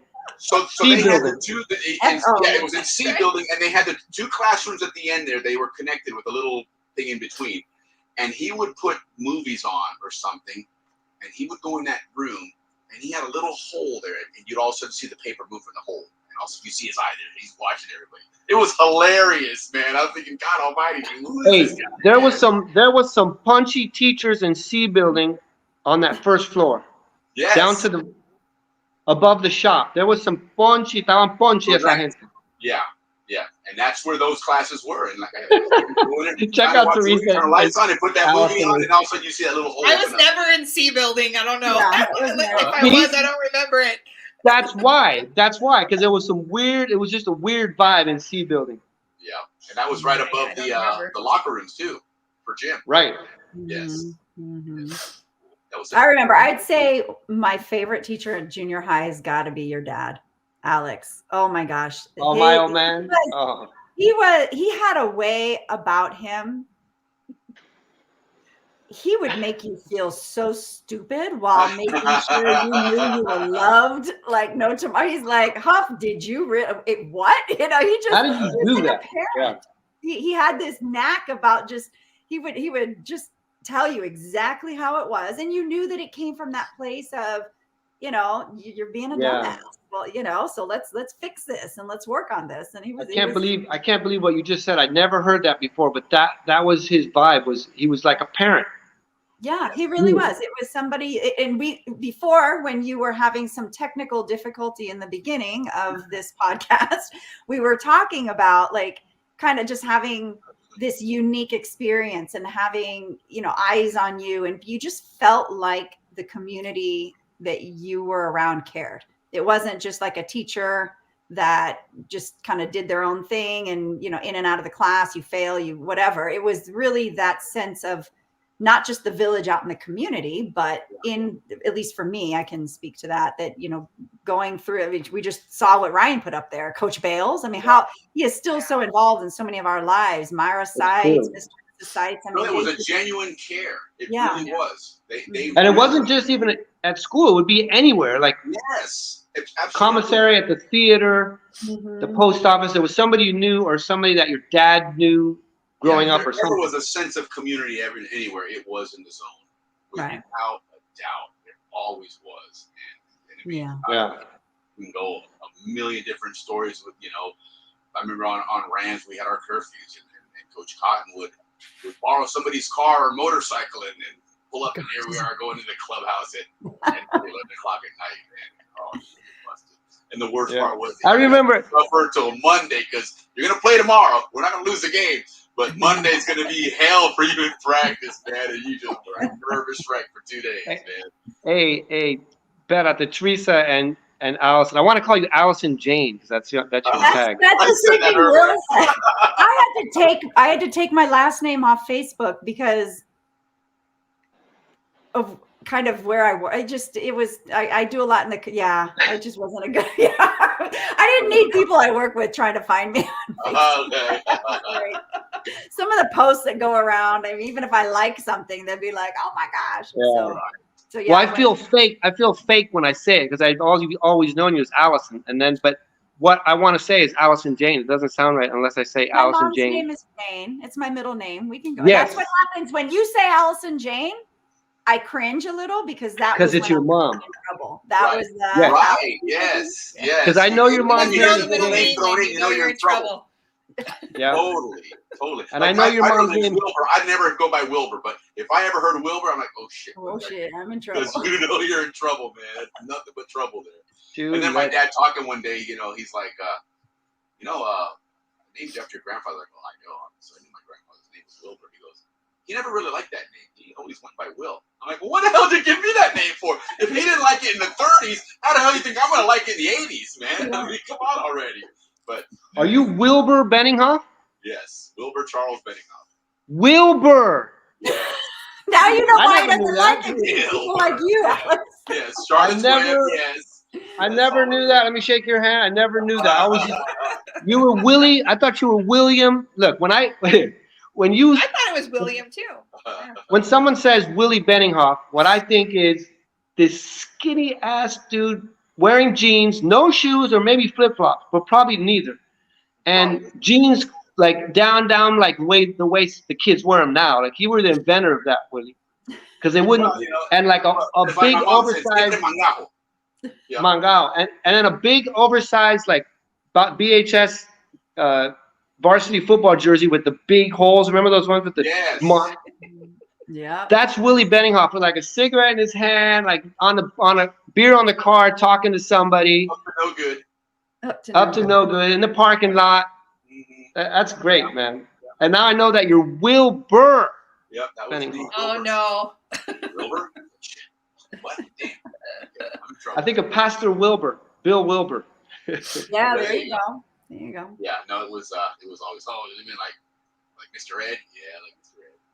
Charlotte's Web? Yeah, like Charlotte's Web. Oh, and like I said, so finally my dad's like, yeah, your grandfather never really liked that name. Damn, dude. Why did you give me that name then? Wilbur. Your dad was police, right? Yes. Was your dad police? Yeah. Sure was. Yeah, police. He was in the Air Force. He got stationed down there, and when his enlistment was up, he became a civilian for 1 day. And then the next day he went to the academy and he was in the Canal Zone Police Force. So where was the police academy for Canal Zone Police? I have no idea, but I intend That's to a find good out question. in the Canal Zone show. Yes, absolutely. I definitely want to find that out. That's an interesting show. I was talking to my dad about it, right, and doing that show, and it would be really cool. But you got to be mindful of what you talk about because there could be some, I mean, I've heard a lot of stories. Obviously, Dad comes home and you should have said what happened last night. And it's like, but don't tell anybody, obviously, because it was all our friends and family, But that show's a winner, man. You just let the mic, click the mic and let it roll, man. That show's a winner. Canal Zone Cops telling stories. Hey, Teresa, what did your dad do and your parents? My dad was a machinist at Gamboa Dredging. Oh, right on. Okay, cool. From where? From where do you mean from where? Like generations of Zonians, or he got hired and came down? Yeah, no, he was the first. So we moved down there when I was 6 months old. So oh wow, okay. Yeah, the end of '74. From where? New Mexico. Wow, look at you. Like the other day when I had Cassie on and talking about Al Sprague and his artwork and stuff, his dad, so Cassie's grandfather, they were up in New York during the Great Depression, and they ran into somebody there that they met and started talking to, and he was like, "Listen, come down to Panama, we can get your job down there, whatever." And he's like, "Got nothing going on here in America. It's the Great Depression, and what the hell?" So they went down there, and there they went, you know. So it's just interesting how different people ended up in the zone and became part of that community. So do you remember Andy and Jerry Crane in Gamboa, Alex? No. They were older, but they knew my parents in New Mexico, and Andy and Jerry went down first, and then they wrote back to my parents, and they were like, you need to consider doing this. This is a really amazing opportunity. And my dad's like, sign me up, right? It was when the copper mine in New Mexico was going under, and so he's like, I might as well do something different. Yeah, got nothing to lose. Yeah. Think about, Teresa, just think about how different your life would be. Oh, I have thought about, I mean, New Mexico, sorry for anybody who's in, we border. Well, and it was Silver City. It was not it's not Not Silver City. Silver City, New Mexico. Yeah. But no, I've thought about that too. You think about, my dad was in the Air Force. Well, he could have just as easily been stationed in Germany, Anywhere, Panama. And so then that Yeah. story would have never occurred. So it's just one of those fortunate things that, thank God, that coin flip landed in the right direction. For sure. So from there, the rest is history. And what about you, Alex? So when did you guys go down, your family? My dad's grandfather came to Panama from Puerto Rico in like the 30s. Wow. Okay. And he worked on the canal. No, actually, he came in like Roosevelt's New Deal thing, where they were like building roads and schools and infrastructure, and he was an American citizen, but he was from Puerto Rico, so he jumped that, came to Panama. Sure. And then my dad was and then his dad was born here. My grandfather was born here, and then my dad was born here, like second generation from Puerto Rico. You're third generation. Wow. In the zone.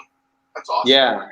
And they married into Panamanians right away, but my grandfather always kept his American citizenship, so my dad was able to work for the commission or Canal Zone schools at the time, and was able to. And his dad also worked for like at the in the airport or something. His dad died really young. I think he was 35 or something. But he was an airplane pilot. And he would mechanic stuff down in Albrook Field and stuff like that. That's awesome.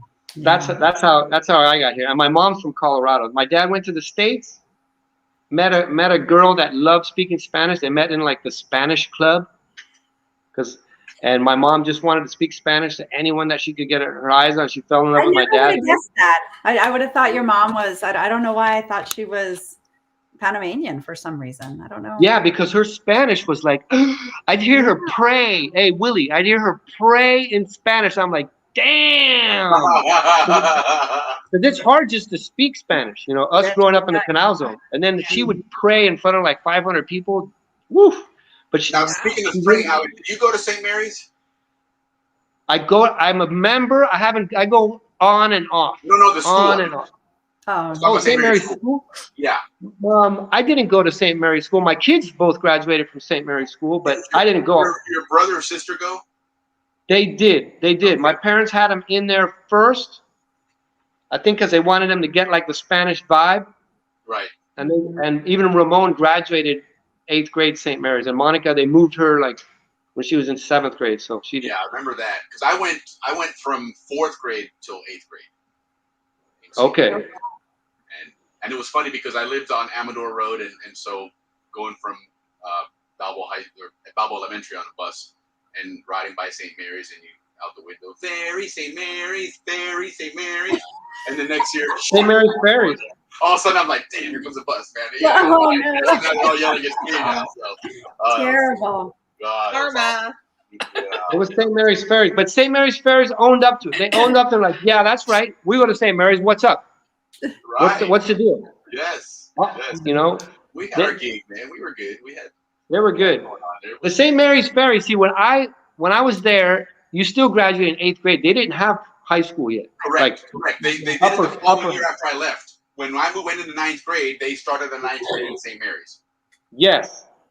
And well, all of a sudden you're in 8th grade, and all of a sudden in 9th grade you got like the Grimacins, Yes. Willie Palm. Like, where did all these kids come from? Oh, we just graduated from. Melinda and I were in several classes together, and we had been in St. Mary's together, and so we kind of hung out together because we're like, we're the you get like a wave of St. Mary's fairies in 9th grade. Yes. Yeah, that was so cool, man. And that's where I learned the Panama national anthem, because we'd have to sing both of them every morning, and they didn't do that at the. They did not do that. And you know what, ladies? They did not teach us anything about Panama growing up. And I wish they would have, because there's a lot of cool things. We got the American history, though. I got a lot of Panamanian I got history. Panamanian history. A lot of it. You were taking Spanish class or something. No, we learned. Yeah, it was in Spanish, but we learned the national anthem. We knew that by heart. All I knew it was from the ROTC playing at football games. That's all I knew. No, we learned it. We learned all the words, everything. I think I lived in a black hole then or something, because I didn't know the presidents. I didn't know. It requires you to go to school. All those classes you skipped. It's always the kids or the teachers that were the worst students. I couldn't skip, man. I would have. Those letters that you got at the Albrook Airfield. They didn't get letters. They would go straight to my dad's room. Like, well, why do you think I was kind of glad that the Canal Zone Police ended so early? I didn't need that shit growing up. Dude, I remember we lived on Amador Road, so one time we got the bright idea to ride our skateboards down the off-ramp of the bridge. Remember the bridge would come up and the right turn? And we're cruising down that thing, and we'd go running back up and ride back down again. And next, a cop car comes up the off-ramp in the opposite direction. They throw us all in the car, and next, they go and take Mark Rosenberg back to his house and drop him off there and talk to his parents, whatever. And now I'm the only one left in the car. I'm like, Sergeant Hancock? Yeah, I know that's your dad. We'll go ahead and talk to him. Shit. So he just dropped me off at home. And having dinner that night, and my dad made me suffer the whole dinner. Didn't say a word about it. I'm waiting for that shit to come up. And right about the time I'm ready to get up from dinner, hey, can I be excused? He's like, So how was your ride in the cop car today? And here we go, man. And that was just pure hell. So, man, I was glad, like I said, that the Canal Zone cops ended early, because I didn't need that shit when I was a teenager, for sure. Man, that's a tough way to live, dude. I think I've only, I don't know, a cop as a parent. I don't think any of us could attest to that one. It's always. I don't know. I think my mom was an investigator in a prior life, because she was on everything. I mean, and my kids say the same thing about me. So I think I got her gene in that one. It's all right. I will know what they do, when they do it, who they're with, and my mom. But everybody talks down there, and then she was so infiltrated in my life. Everybody thought they got away with shit. Like, come on. Yeah, we thought we were sneaky in the zone. We were. No, they were. I'll come right out and say it. I was scared of your mom. Easy. When I just see her, I'd like look away. Yes, she was. But again, I hope it's from that place of parental love. She yes. On the watch. It was all under good intentions.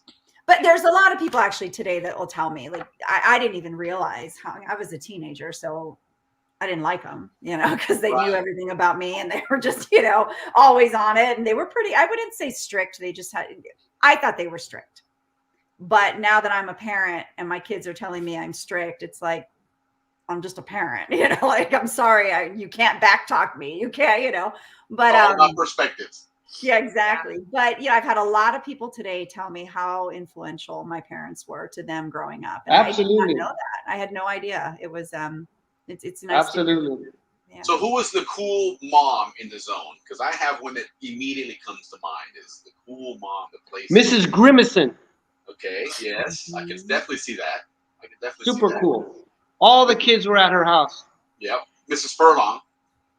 Brenda Furlong. They always had parties at the Furlong's house.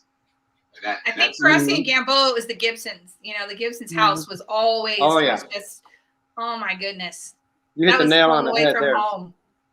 Oh, I'm trying to think for us. I'd say, I don't know. Mrs. Cook was always, Chris Cook's mom. She was always there. I don't know. Maybe I wasn't a cool kid. Maybe my parents were so strict I couldn't go out and hang out. I'm trying to think. I don't think.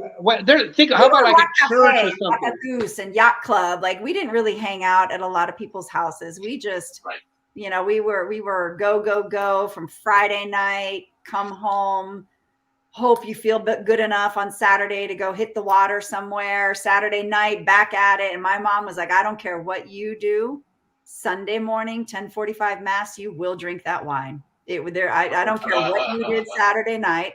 So it was, I don't remember hanging out a whole lot at people's houses.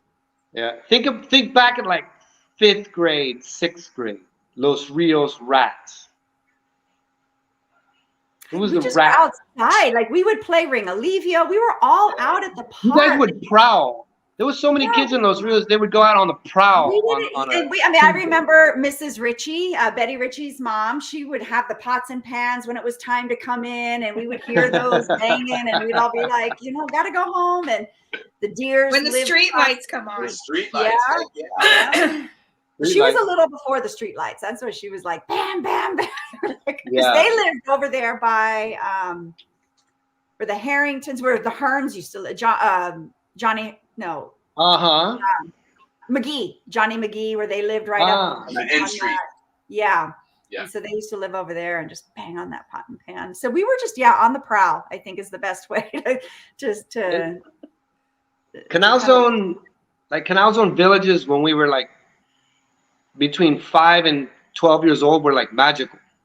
And then there was other magical places in other parts of town that you heard of. And maybe you saw a person in school from there. Like an enigma. Like you guys had your own little life over there. We were Diablo growing up, and then Los Rios from 5th grade. And what's amazing is that you look at it now and you realize how close all these places were. They're all like in one suburb here in the States.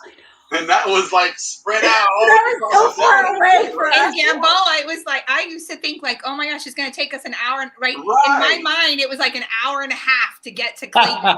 Or, you know what I mean? It's like, so big, and now it's tiny when you look at it. I mean, and Teresa, I drive 45 minutes to take my son to school every day. 45 minutes there, 45 minutes back. And to think Gamboa was what, 28 minutes? Something. Right. I mean, maybe a little 15 slower. minutes. Sometimes you didn't drive. It was not 15 minutes back then, was it? It's 15 minutes from the front gate of Clayton to the stoplight at the bridge. Exactly. Going normal. At that stoplight. Why did it feel like 45 minutes back in the? I mean, it was always 30. This big deal. Like I would say, Mom, you know, I want to go into Clayton or whatever. She's like, I'm not driving all of that way. And I'm like, you're not driving all of that way. You guys were far away. You were far away. We did feel like the other side. In the zone, it was. That was definitely in the boons. Yeah. Way out there. But then again, like I said, you zoom out on a map now and you look at it, you're like, Jesus Christ, that's right there, man. You know, the interstate here, you're there in 5 minutes, man. Do you, Teresa, do you think 35 kilometers an hour, right? I mean, that was the speed limit. Yeah. You look at it now, you're like, really? 18 miles an hour? What the fuck is that, man? Yeah. Oh yeah, Teresa. Do you feel like among all Gambodians there's like a special tie, like people in the Atlantic side have that special tie? Do you feel like that with Gamboa? Like anyone from Gamboa? Oh yeah, absolutely. I mean, I feel like that broader anyway, even with the Zonian crew. Ryan and I were talking about this the other day. Like, it doesn't matter how much time passes. It doesn't matter if I haven't spoken to you in years. If you message me or you call me, like we're having a conversation and we're picking right back from where we started, right? There's no time that has passed. I've always looked at the Gamboa people as a unique people. Kind of like I do think, right, because there was that separation or that distance. I do think we had a much tighter community, right? There in the very beginning, we didn't even have to leave the community. We had our own grocery, our own commissary. We had the pool. We had all of that. I mean, once I hit like 9 or 10 years old, I could jump on a bicycle and go from Amador to La Boca. I can go to I go to Balboa. No big deal. But in Gamboa, you're in Gamboa. You're going anywhere on a bicycle. You're getting in the car and riding. But they had their own theater, like a ball theater. You guys had a ball. That wooden theater was nice. Yeah, no, it was. You guys were like exiled over there. Yeah. Almost. Well, and but when all of that stuff started to close down, it was kind of sad, right? You saw those buildings and they became kind of eyesores, and they were, that was the sad part of seeing some of that take place. But that's also where we got into a lot of trouble. David Wilbur and Katrina and I, we got into some trouble going into those old buildings, right? We had our own little world there where we thought, you know, we were coming up with conspiracy theories about what was being kept inside of them, and they were all like it was, yeah, we had so much fun.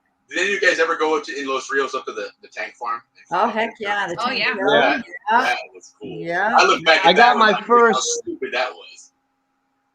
Because those things, you climb up that freaking ladder way up on the side of that thing, man. Yeah. You Oh, just- I never went all the way up on top. I just went up the hill. I never. Oh no, we climbed up and down Climbed inside out, them, and we'd swim inside Oh, them. no. Oh, I never swam. I climbed Oh, up. yeah, I just had to inside? check the box. No, we would go inside and swim in them Oh, things, my and they gosh. were so much chlorine in those things. You would get out of those after 5 minutes. You're right. Bloodshot red. It was brutal, but Oh no. yeah, that's insane. I look at Alex, I what did you love get your first there? I need to hear the rest of that. No, I thought there was the break in the internet. Something happened there. Oh, okay. And by the way, real quick, everyone, on the chat there is the phone number for Radisson, in case anybody needs to I write. wanted to mention bringing it back to actually the reunion because you mentioned Cassie Sprague, but you during the mixer, right? You're going to have a lot of vendors there. You're going to have people. Yep, we have That's a like- vendor room, the Steven Circle vendor room, it's called. And Al's going to be there. Matt Tomlin's going to have his Canal Zone T-shirts there. There's some artisans that we're getting that. I found this out. There's like an artisan union in Panama Oh, really? of authentic Panamanian art, because there's a lot of stuff coming in from Colombia and China and like India, and they're selling it to tourists as Panamanian stuff. And so this group of people formed a union to block these like Sure. ambulatory vendors, because they're like saying, we're selling real wakas, real baskets, real tagwas, and they're selling like plastic ones, and the Right. tourists don't know any better. So we have there's a guy there that he's bringing 3 artisans to bring some of their art, and we told him bring stuff that you could fit in a suitcase. Right. And there's a guy selling antiques, like Canal Zone antique stuff. And hopefully what we should do is we should have a SCN Canal Zone booth where you could step in and see what's going on, and you live stream some stuff. Wouldn't that be fun? That would Maybe in the Oh, that would be cool. Listen, I'll tell you what would be cool with that. If you don't mind helping me out, throw something in there for the Canal Zone. Give me a memory of high school, a memory of this and that and everything, and we can start building content out of that.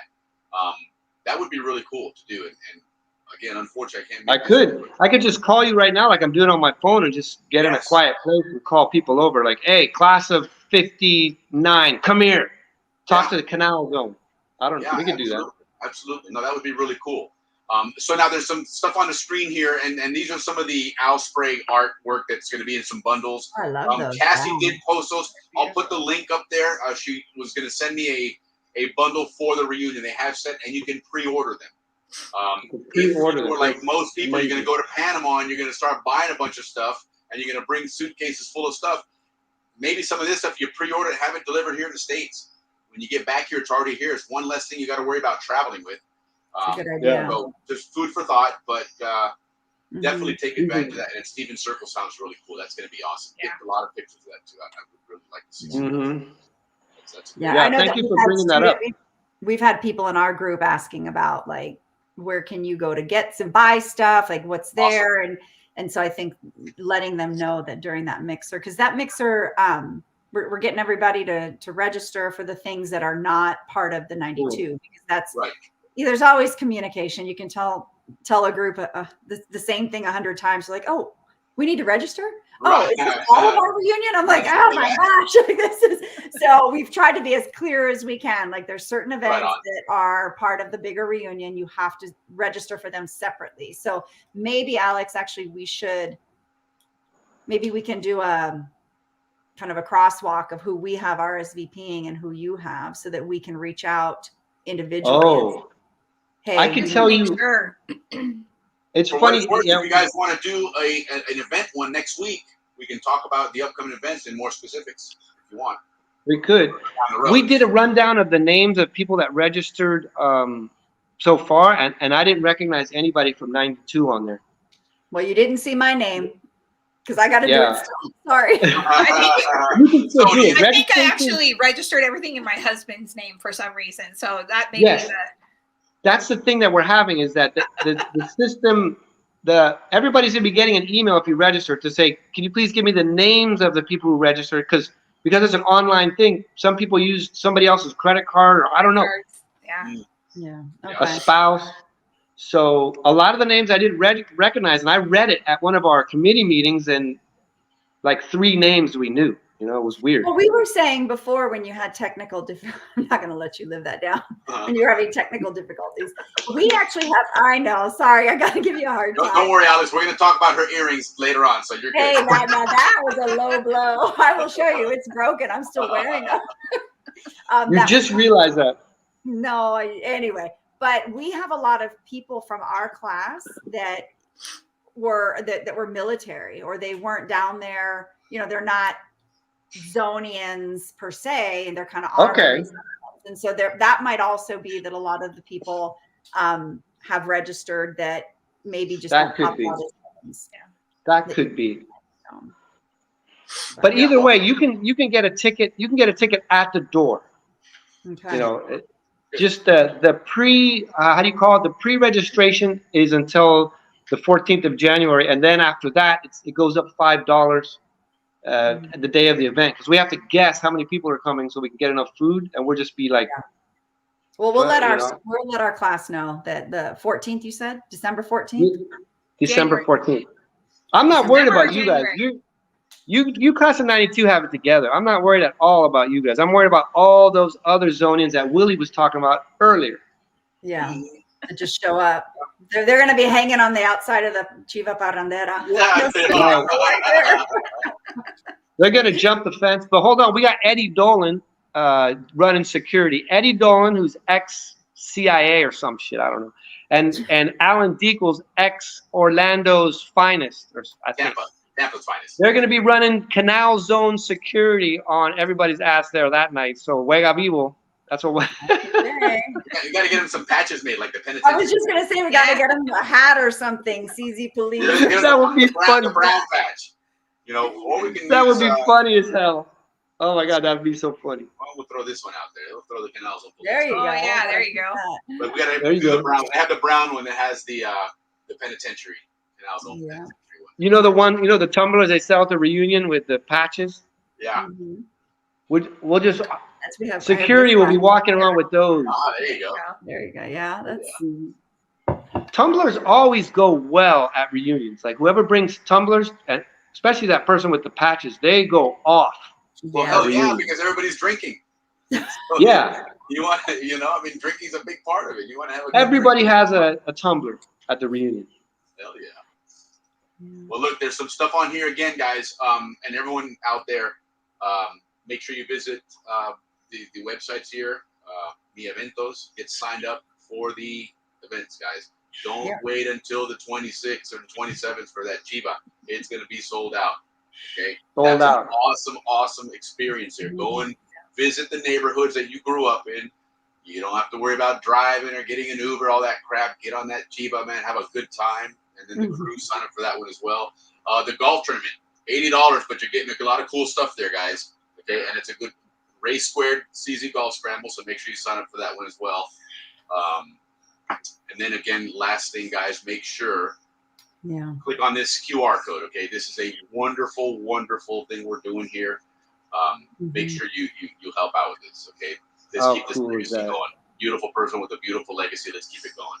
Yeah, absolutely. That would be amazing. And, we've already raised from our own class, our classmates stepped up and we wanted to open it up to our community at large. Her family impacted a lot of people. She's just an amazing human being. And so I think if you're able to, our class did $100. It was just kind of the start, like just somebody threw out, I'll do 100, who wants to match. And we just started doing that. And that was really amazing. But in opening it up, it doesn't matter if it's a season of giving, guys, or 5,000, Melissa, she's worth it. And so anything that anybody, and it goes how do I access this? Like what's the? I told you, Will, we're going to have to teach people how to do the QR code. You sure did. I can QR code. That's something So you should be able. Let me see if it works on here. Let me see. You should be able to I take have a. picture. Yeah, and if not, we can put the email address up here. If on you this have an iPhone, you can right Hey. now take your phone and put it up there in camera, and it'll take you to the website. Let's see if Ah, that's because I'm watching on my cell phone. That's the Well, problem. then you will screenshot that and open it as Okay. a photo. Okay. And then you should be able to, if you have an iPhone, press it and it'll take you. But then there's another way that Ryan Underwood had some difficulty. Sorry to throw you under the bus, Ryan, but he has an Android. So he might, if he's still on, he might be able to. It works. On Android, it works Okay. just fine too. I just did it and opened up the form. Did you screenshot it and do it? I did. I went ahead and scanned it from my camera No, and it took it right to the page. Right, but if he's on his phone, so if somebody has it on their phone, can you screenshot it? And then on my phone, when I screenshot it, I can hold it down and it takes you to the website. But it didn't work on it. Give me a minute. I'm gonna leave and come right back, and I'll tell you because I just took a screenshot. Okay, and I'm gonna post the link. If it kicks me out, then I'll be. Go ahead. So. Oh well, you're sideways. I can still hear you. I can still hear you. I heard that. Hilarious. Here we go. Hold on. In my gallery, screenshots, Let me see. See, I don't have an iPhone. I have a Huawei. A Huawei phone from a Huawei from China. Yeah. Yeah. HUW. Alex, I'll just WhatsApp you the link to the form. Why don't we put the link in the chat, Teresa, because there might be other people who can't access this, and maybe we'll have Allie made this flyer. She did an amazing job. Okay. So maybe we'll add it to that. So there you go. Google. I thought you put up the website. Hey, I can see Ryan just kicking back, watching us here like this. Yeah, look at Ryan's these on our planning committee. Our planning committee is Teresa Nelson, Allie Vowell, Eileen Jenkins, Ryan Underwood, Pedro Peñalver, and me. So if you can imagine our planning committee meetings. All right, that's the link. It's a long one there, guys, but you should. You know what? We got to put a better one there. Yeah, well, people can't write that shit down. You just said 5-6 names of people that those must be the funnest planning meetings, and you probably get. It's amazing we've got done what we've got done. Let's just leave that there. Right, give credit where it's due, man. Oh, but wait a minute! You guys are doing these online planning meetings. Zoom. You guys are in person. It's 2023, Alex. Holy crap! We do it in person. I didn't even think about that. I don't know if I could do like Eileen Jenkins for an hour. In Panama. He uses a post office. Are you doing telegrams too? Right. Last week's meeting was late because he didn't have any stamps. I didn't have my homing pigeons weren't responding. Yeah, no, we do it all on Zoom because we're all I'm in Arizona. Teresa, where are you at? You're not Colorado anymore. Colorado. You are Colorado. You were Texas. Allie's in Arkansas. Eileen is Florida. Ryan is North Carolina. Yeah, Eileen is right down the road from me. And Pedro's Panama. Eileen Jenkins, right? Yeah, she's on the road. From here. Yeah, she was walking an alligator the other day. An otter. There was an otter. Otter. We have some great conversations. Teresa, where in Colorado? Because Colorado's my gente, man. That's my people. Colorado Springs. Okay, not that far south. Well, we have a lot of my dad's family is here, so that's kind of how we ended up here, coming to visit. But yeah, so we have family, Boulder, Longmont, all across Denver. Okay. Yeah. My mom was from Wheat Ridge, right outside of Denver, and all of us kids went to college there in Fort Collins at CSU. Yeah. And so I still have like 2 aunts that are there, some cousins. We were just up there for like 3 weeks. Wow. We had a class. Let me know. I'm gonna let you know next time. Now I know. Becca Wetstein is there, and there was like 4 of Adrian Oliver. There was like 6 89ers we got together. Very cool. I'll let you know. Yeah. Spring. Crazy All right, well, good listen, time. All right. people, it is 9:50. We were on for 2 hours almost. This is awesome. That's crazy. That's Really, awesome. really cool. And it just didn't even seem like it. It was just very, very laid back, very relaxed. 1.5. Enjoyed it, right? Yeah. For you. Now, For you. yeah, Alex time 1.5. But I really, really enjoyed this. And I hope that a lot of people got some good information out of this. And again, guys, sign up. Don't wait on these events. Make sure you go on the website and sign up for them. Make sure, if you haven't already, be looking for that information on that fundraiser. Make sure you help out, guys. This is the giving time. We're Zonians. We give back. So let's give back something we have on there for sure. But again, thanks a lot, guys. I put the telephone for the hotel on the chat. I don't know if you saw that, Allison. Teresa. Yeah, he put. I didn't copy it though. I don't. Hold on, I'll put it back up there again. I got it. You got it. Okay. You got it? Yeah. Okay. Teresa See if that is works our for you. organizer. Let me tell you, Teresa Nelson. Holy crap! She's just like, let's whip this. You would have never known, huh? All right, so now you guys know if you need to organize something, Teresa is. No, She's it, man. We were doing something. I was coming up with ideas. I'm like, well, I don't know how to do that, and I don't know if anybody. I had an idea, and then Teresa's like, I got this. I got this. Teresa's a go-getter, man. She's a go-getter. I do like to get things done. Good. I'm looking forward to seeing you guys. You need that for real. any Zonian project, you need a go-getter. Okay, because everybody else waits around for shit to happen and wait for the beer to come out, and then we get involved. So. No, Teresa's ordering the beer, inventorying that beer. She's making sure it's a good Zonian function. Making sure everybody pitches in for the beer. Yeah. Well, that was my nickname, right? Not was it just T? It was Mama T as well, right? I was the one that bringing it on. Hey, I got an excuse before we go. I got an excuse, man. I got a surgery today. I was like, you see that? What happened? You said you had surgery. What happened? I had some arthroscopic surgery done today, and I was a little bit loopy. Got home and got more loopy. Nice. And then I saw your chat saying we have a call. So that's my cheap excuse for coming in half an hour late. That's like your third or fourth excuse, but anyway, that's. I'm full of them. We'll get together later and vote on. You sound like my kids. A million excuses. Well, listen, you guys are getting together voting on that. So y'all can join. Y'all can do what you got to do and take the time. So thank you so much. This has been great. No, it's been Thank fun, you, Willie. And I want to keep doing a lot more of these. If you guys want any more help to promoting this stuff, please reach out to me. I love doing this stuff. And like I said, I want to build off of this and do a bunch more community stuff and Zonian content. So any ideas you guys have, way to go.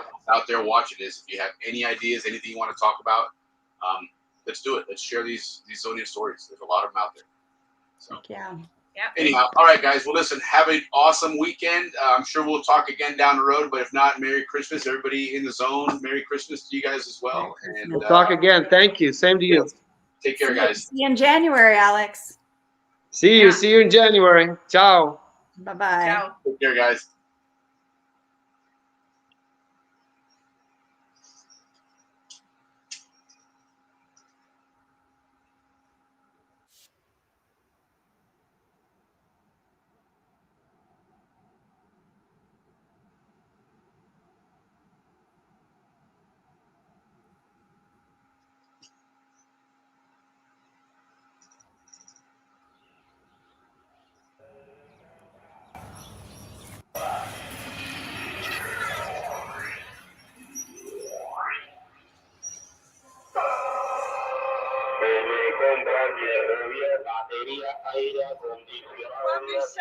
I got some chicha, man. Well, I've been slim. Give me the man. Check out this truck. I got a truck. It's a magic truck. You're a magic man. A magic truck. Yeah, I'm not gonna lie to you. Mentira. Se le compra.